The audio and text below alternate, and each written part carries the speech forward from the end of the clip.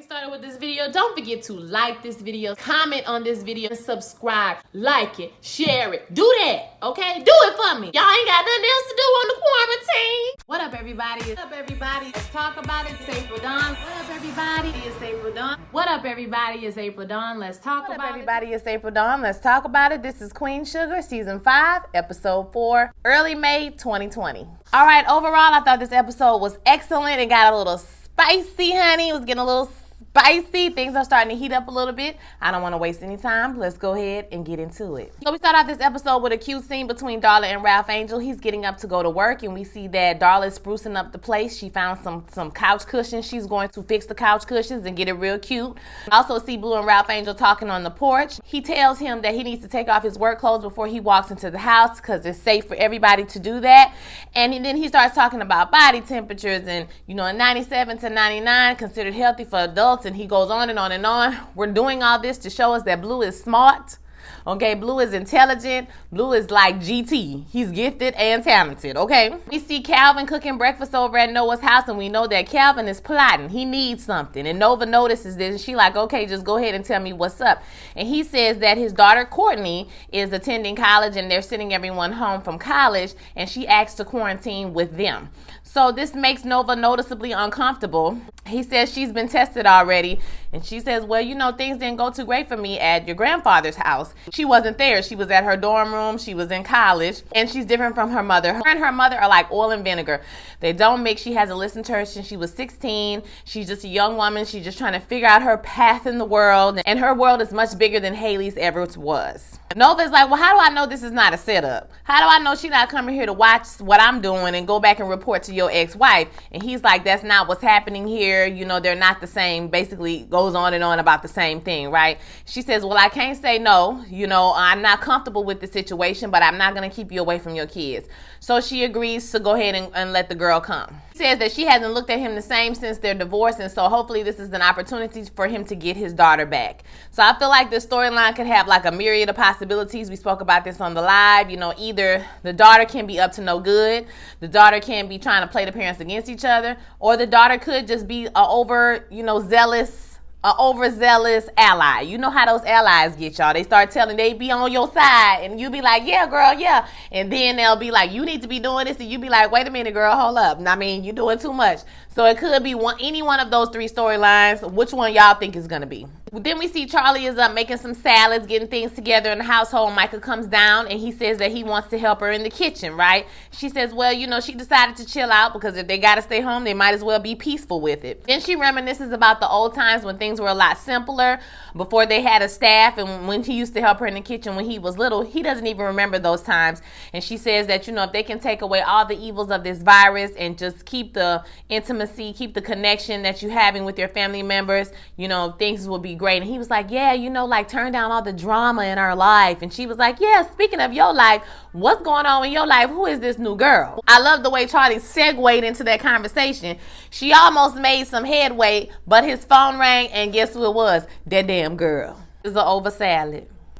So we see Hollywood talking to Vi on the phone, and he says that they won't let him in to see his mom. He's been in the parking lot for 4 days just staring at the window, just praying. He doesn't even know which window it is. She's like, I'm coming. I'm getting my bag, and I'm coming up there with you. And he's like, no, there's no purpose in you coming up here. It's not safe for you. You need to stay where you're safe at. And she gives him some encouraging words, saying she's going to fight. She's going to come out of it, in Jesus' name, honey, in the name of the Father.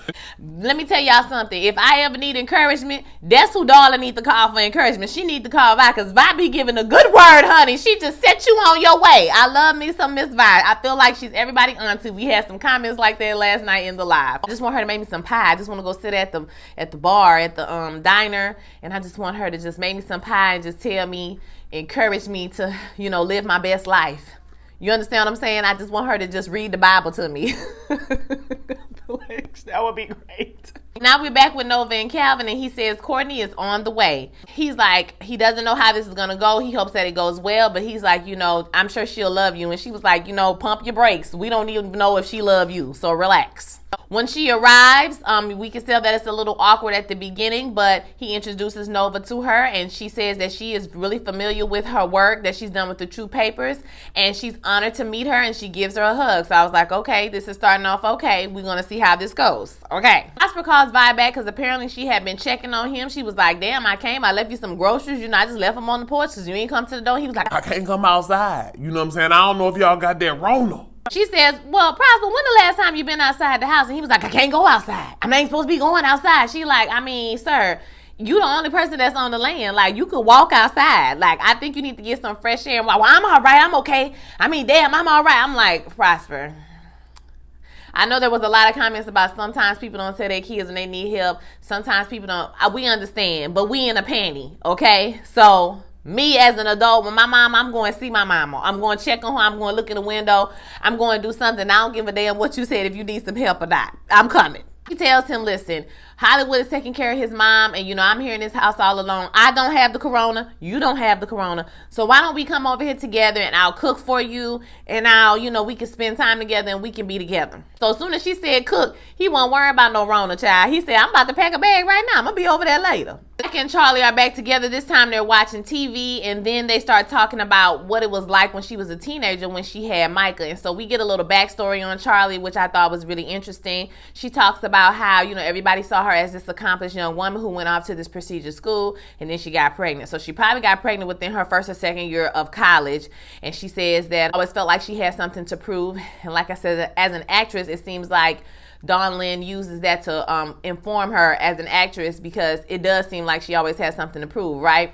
So she says that people were talking about her, talking about she messed up. He was like, wow, people shamed you for it? Like, yes. Yes. What you think was going to happen when you from a small town, or you come and visit a small town all the time, and you go off and you get pregnant first year in school? So yeah, people talked about her, and she said that telling her father was the hardest thing to do, but he told her that he was proud of her yesterday, he is proud of her today, and he's sure that he will be proud of her tomorrow. And he did not lecture her, and he didn't scream at her, and the fact that he had faith in her, it fueled her to do better. And I was like, wow, that is really something to say. Last night on the live, I was talking about how it feels like this show is kind of like the This Is Us for Black people, because there's always like a word on every show, and you're like, wow, that's really good. And it always makes you cry, right? So this is our This Is Us, a better. She got the school to put her and Davis in a graduate apartment. Her mom helped her out with sitters, and she got serious about her success. She said if she was going to be a college mother, she was going to be the best college mother that she can be. And he was like, you never stop running since. And he was like, well, she said, I'm running for you, Micah. And he says, well, she says, I don't want to fail you. And he says, you didn't fail me. And then he thanks her for all the work they have. So that was a nice tender moment between the two. It's going to get real ugly in a minute, but for right now, we good. You see Ralph Angel, he's at work, and he meets this old man. His name is Reggie Foster. Real nice old guy, real cool dude. He said he's been there for about a year, and his wife Zora has a little bit of dementia. So she's over on the other side. They're taking care of her over there. He's like, man, how you doing? And he said, oh, don't worry about that. I've been with her for 57 years. I couldn't be happier. I couldn't do this life without her. And, they just kind of keep on going. He's like, all right, man, well, keep swinging, doing what you got to do. Then when Ralph Angel gets home, we see Darla is painting, and, she's kind of having a moment where, she's kind of overwhelmed with everything that's going on the news, with all the people that are dying. They're reporting about all day long. Blue is bored because he's so smart. He's blowing through all of the work. He needs a job. She just feels very overwhelmed in this situation. She also missed her Narcotics Anonymous meeting. So, she's just feeling flustered and overwhelmed. And he hugs her like a baby. And he says, Darla, you is smart, you is beautiful, and you is important. You remember that, girl. Every day, the way he was hugging her, it was kind of funny. I'm not going to lie to y'all. I chuckled. Last night, people was mad at me because I said Darla be overwhelmed every day and she need encouragement every day. Now, she do. I said what I said. She need encouragement. She need encouragement every day. I know that I'm probably going to eat these words when I got a newborn in the house screaming and I'm there all day with the child. But as an educator, I can say some things that she could have done was to stop, email the teachers and say, hey, Blue is blowing through all this work you're giving him. Do you have some extra work or maybe a special project you can do. Here's another thing. You could have said, Blue, we're going to order a book off the internet. Order you a $5 book from Amazon. Make him read the book and do a book report. If he do one, make him do another one. Okay? Here's another thing you can do. Sit down. Don't paint the house. Don't fluff no cushions for a day. Relax yourself. Here's another thing you can do. Watch a TV show. Stop watching the news all day long. Stop looking at all the deaths. Stop doing that, because at the end of the day, y'all live in the middle of the woods. Ain't nobody coming out there to give you no coronavirus. So just chill. You're okay. You're following the rules. You're staying in the house. You know what I'm saying? Go walk around the sugar cane field and just get your life together. But I also feel like I am not an addict or a former addict, so these things probably would have come to me a little bit easier than they would come to somebody like her. Now, I do feel sorry for her in the respect that she couldn't make it to her Narcotics Anonymous meeting, and so I feel like if she had made it there, maybe somebody there would have told her, hey, these are some things you can do. You need to relax. You need to, chill out. You know what I'm saying? Take it one day at a time, that type of thing. So the fact that she can't just drop Blue off by Vi's house and go to her meeting is a problem. The fact that they only have one device in the house, one computer in the house when they probably need more than one, is also a problem or whatever. So, I understand that she has some limitations. So I did feel sorry for her, and I'm glad that Ralph Angel and her have this relationship where they can be close. You know what I'm saying? He can be there to encourage her, because sometimes you have to encourage yourself. Sometimes you have to speak victory during the test. And no matter how you feel, speak a word and you will be healed. Speak over yourself. Encourage yourself in the Lord. I understand her being overwhelmed, especially with the past that she has had, okay? That's all I got for her this week. That's it, okay? And we see Calvin, Nova, and Courtney. They are playing cards. They look like they're having a good old time. And then Courtney is winning the game. So her father is like, dang, I didn't know you was going to be so aggressive when you win. And she was like, this is a symptom of the male patriarchy. He's like, what are you talking about, girl? What are they teaching you in this school? And then she goes into this diatribe about everybody was born into a system, whether we liked it or not. Either that system works for you or the system works against you. Now, you have choices in this system, but there is no neutrality. Those things manifest itself in ways that, like saying, I'm aggressive when I'm beating you as a woman in a game that's meant to be aggressive. Nova looks at her like, Okay, girl, I see what you're saying, sis. Well, all right. Okay. This is why I feel like the ally gone wrong part is going to come in, because I feel like she's going to overstep one day and Nova going to have to check her.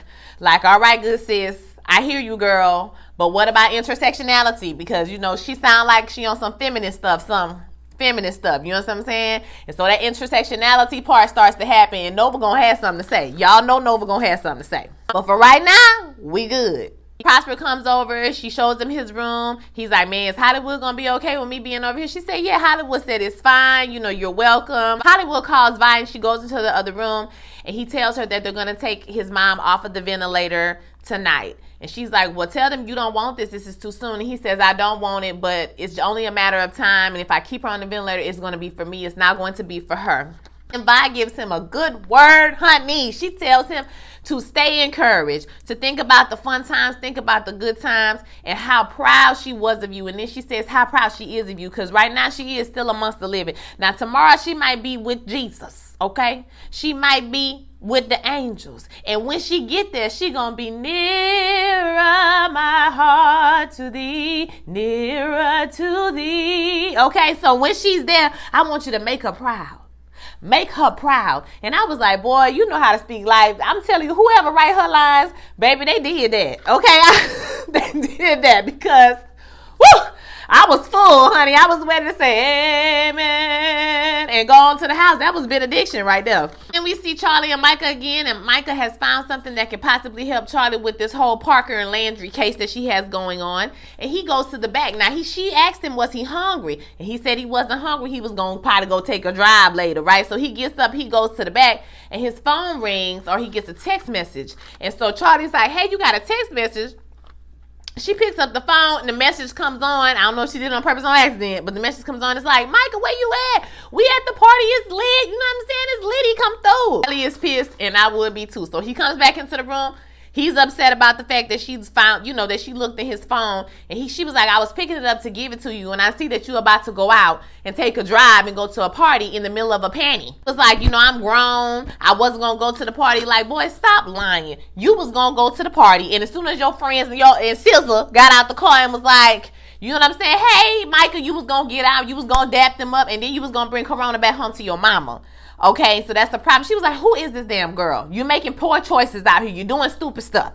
And he was like, her name is Amber. She said, wait a minute, you dating a white girl? How you going to an HBCU and you dating a white girl? How you went from chocolate to cream? But I don't know why he would call her SZA if she was a white girl, because that don't even make no sense. But okay. And he goes on about how he's grown. He's grown. You know what I'm saying? She ain't got an answer to him or whatever. And she said, so you willing to put me at risk and yourself at risk to get coronavirus, to go to a party to have sex with a girl? Are you being safe? And then she was like son, like father, like son. I said, oh,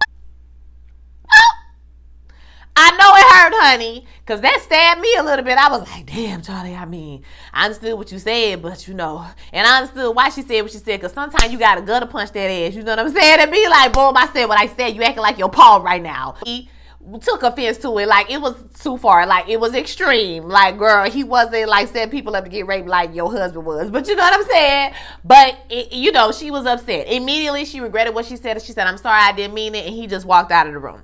We see Nova and Courtney. They're talking about her dad. And she said she's worried about, she's not worried about, but you know, her dad's future is important to her. And she said she's never saw her dad so at ease until he was with you. And she's like, yeah, your dad is a great man. He's happy that he was here. She was like, yeah, he's a good man. He always took care of his responsibilities. Basically saying my daddy was miserable with my mama, but you know, because of us, he was always there. You know, he never left her, even though he probably cheated on her whole life. But now that he with you, girl, his heart is so full. And anybody can see that. And that gave a little bit of fakery to me. That's when I started side-eyeing her like, girl, you laying it on real thick, Courtney. Okay, you're laying it on real thick, sis. We're gonna see what happens with Miss Courtney, because I'm like, no, girl. I was side-eyeing you. I don't trust Miss Courtney. He's just spoiled and prosperous over there, living his best life. Okay, he eating good. He on a recliner, and he asks about Hollywood, and she says that Hollywood is not doing good. Basically, his mom passed away the last night, and this immediately sends Prosper into a tailspin. He's upset. He says, this is our age group. You know, we made it through so many things, and this is going to take us out. That's the fifth person I know. That's the fifth person I know who's died in the past 2 months. You know, I'm so, like, why is this happening like this? I'm so upset. Like, you can tell, he just sent him right back into that place. And she, once again, is the steady, firm foundation. My God. The cornerstone, okay? Christ alone, cornerstone. Well, I got a song in my heart today, okay? Tells him they gonna make it through it, and they hold hands, and you know, say a little prayer. You see Ralph Angel and Reggie. So Reggie is looking kind of down. Apparently, it's his birthday, and he cannot see Miss Zora. So Ralph Angel said, listen, I know I can't replace your wife, but you know what I'm saying? I know how to throw a party. We can do our thing. You know what I mean? And he's like, man, you a really good dude. You know what I'm saying? I'm going to start calling you Good Heart. You a young man up here trying to help an old man that you don't even know that you just met. And so he says there really is some hope in the world. So we see that Ralph Angel is really turning out to be a good person. He's really turning out to be a great guy, kind of coming into his own. So then we see Charlie and Micah again. It's in the morning time, I guess, the next day or later on that day. It's the next day. But she talks about her and Davis's first fight.